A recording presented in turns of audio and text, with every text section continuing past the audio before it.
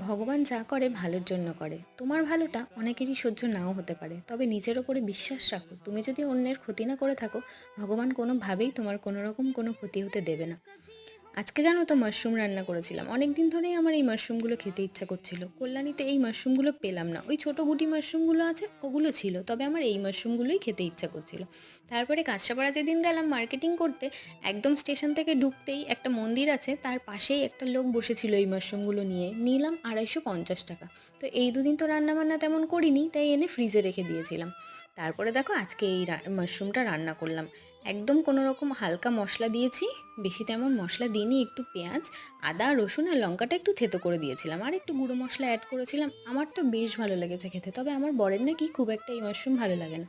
ওর ওই ছোটো গুটি গুটি মাশরুমগুলো ওগুলোই ভালো লাগে। আর করেছিলাম পেঁয়াজ দিয়ে মুসুরির ডাল পাতলা করে, আর কলমি শাকের ভাজা। আজকের রান্নাবান্নাটা দুপুরে খাওয়াটা জমে